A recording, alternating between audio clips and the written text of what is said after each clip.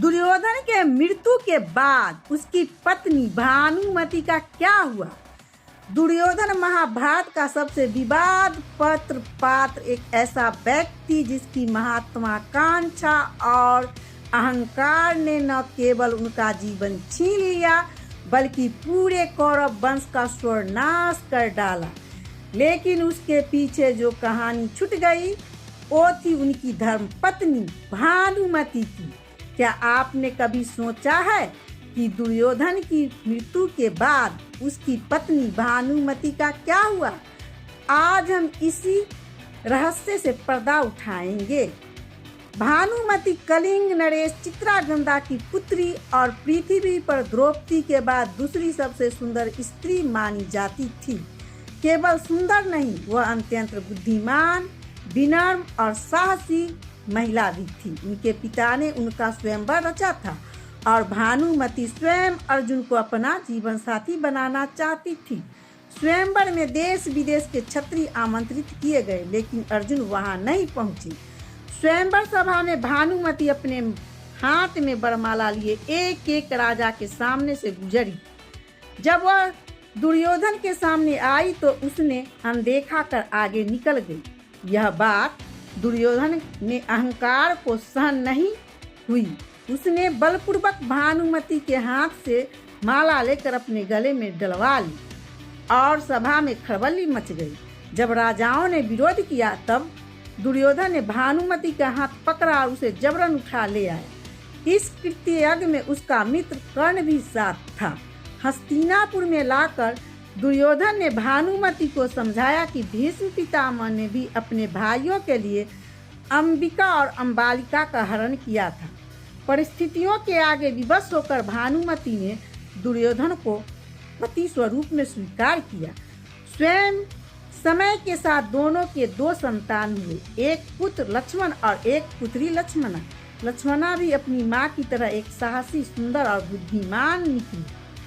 जब लक्ष्मणा विवाह योग्य हुई तो दुर्योधन ने उसके लिए स्वयंवर का आयोजन किया। हालांकि उसकी योजना थी कि अपनी मर्जी से स्वयं वर चुने, लेकिन श्री कृष्ण के पुत्र श्याम ने लक्ष्मणा का उसी तरह अपहरण किया जैसे कभी दुर्योधन ने भानुमति का किया था। क्रोधित दुर्योधन ने श्याम को बंदी बना लिया, लेकिन जब यह बात बलराम तक पहुंची तो वे भयंकर रूप धारण करके हस्तिनापुर पहुंचे। स्थितियां गंभीर हो चुकी थी। अब केवल एक ही व्यक्ति था जो इस टकराव को रोक सकता था, भानुमति। वह बलराम से मिली और अपने धैर्य व विवेक से सारा मामला सुलझाया।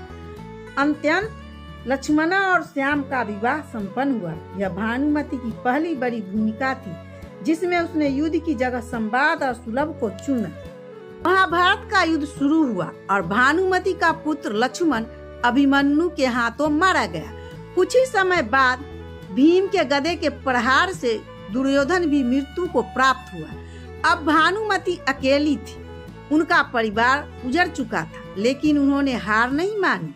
युद्ध समाप्ति के कुछ समय बाद भानुमति ने एक ऐसा कदम उठाया जिसने इतिहास की दिशा ही मोड़ दी। उन्होंने अर्जुन के समक्ष पूर्ण विवाह का प्रस्ताव रखा। यह केवल एक विवाह नहीं थी, यह कौरव और पांडव के बीच की सदियों पुरानी दुश्मनी का अंत था। भानुमति जानती थी कि यदि वे अर्जुन से विवाह करेगी तो दोनों कुलों की दरार भर सकती है। अर्जुन ने इस विवाह को स्वीकार किया और भानुमति उनकी 8वीं पत्नी बनी। इस तरह भानुमति ने न केवल अपनी जीवन को एक नई दिशा दी बल्कि 2 युद्ध रत्न वंशों को एक सूत्र में पिरो दिया। तभी तो उनके नाम पर वह प्रसिद्ध कहावत बनी है, कहीं का ईंट कहीं का रोड़ा, भानुमति ने खुनवा जोड़ा। भानुमति का नाम केवल उनकी सुंदरता या दुर्योधन की पत्नी होने का कारण नहीं लिया जाता है, बल्कि इसलिए भी क्योंकि वे युद्ध का कला, शतरंज और कुश्ती में निपुण थी। कहा जाता है कि एक बार उन्होंने कुश्ती में दुर्योधन को भी पराजित कर दिया था। उनके और कर्ण के बीच की गहरी मित्रता थी जिसे लोग आज भी याद करते। भानुमति का जीवन साहस, संघर्ष और समर्पण का प्रतीक है। वह एक ऐसी नारी थी जिन्होंने समय की कठोरताओं में भी अपने आत्मबल को कभी नहीं टूटने दिया। एक युग की समाप्ति और एक नए युग की शुरुआत में भानुमति की भूमिका अतुलनीय थी। तो मित्रों, यह थी कहानी उस भानुमति की जो महाभारत में एक पात्रों में भले ही कम दिखाई दी हो, लेकिन उनके निर्णय ने इतिहास की धारा बदल दी। हेलो दोस्तों, राधे राधे। अगर ये कहानी आपको मेरी अच्छी लगी हो तो आप ये कहानी को ज़्यादा से ज़्यादा शेयर करें, साझा करें दोस्तों के साथ, और लाइक और सब्सक्राइब करें। कमेंट बॉक्स में जय श्री कृष्णा लिखना ना भूलें।